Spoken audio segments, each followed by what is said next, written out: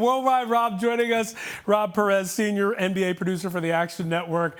I feel Stephen A's pain, but Rob, I have to ask you, Wendy talked on our show yesterday. He said, look, the Knicks got to remember there's an 86% chance they don't get this pick. Why did it seem like so many Knicks fans felt like this was a foregone conclusion?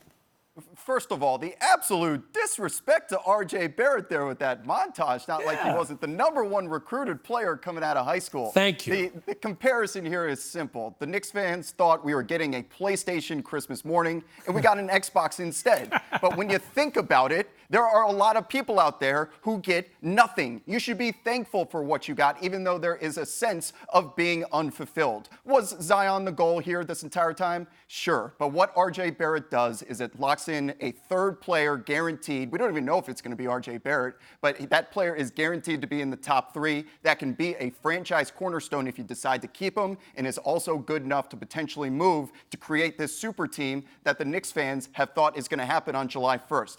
Operation is moving forward as planned here in New York City. I like the positive outlook, and you know what? I'm a Sixers fan. Sixers fans were screaming holy hell when they missed out on the #1 pick at Andrew Wiggins. And who do we get? Joel Embiid. That worked out. Maybe this will work out, Knicks fans. I don't know. But you've been leading an online therapy session. You doing your service for New York. What's it been like? What have you been hearing? It's the same feeling. Like when you get to the third pick, you see the light. You think Zion was within reach, and images of him dunking from half court at the Garden and resurrecting the basketball mecca. There was a lot of emotions there. But when the dust settled and we woke up today and basketball Armageddon did not happen, you have to remember between picks 5 through 7, if the order did not come in any combination of Suns, Cavs, and Hawks, if those 3 teams did not appear on the card, that was going to guarantee that the Knicks fell all the way down to 5th, because we saw the Lakers move up, we saw the Pelicans and the Grizzlies. So for me, at that moment, I would have signed my life away to guarantee a top 3 pick in that moment, because all of those top teams had fallen out. That's a good point. So now the big wish for Knicks fans is Anthony Davis. Okay, now we're going to get Anthony Davis. I don't know if the #3 pick is going to get you there. Is it reasonable to even consider that an option at this point based on the assets they have?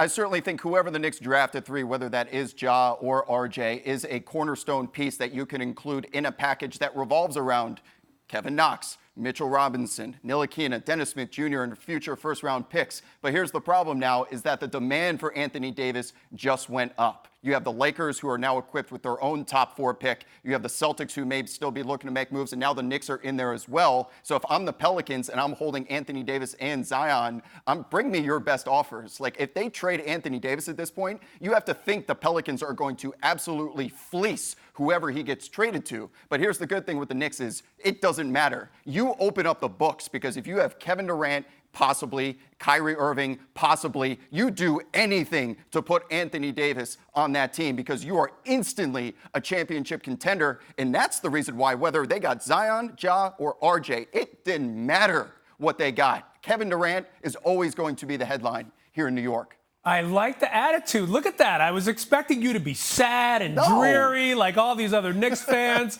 crying all over the place. Look at you. Knicks fans, follow Rob Perez, please. They got newspapers to sell here in New York, Ryan. They got to go negative on the back page as always. Come on, you know this. I love it, Rob. Thank you.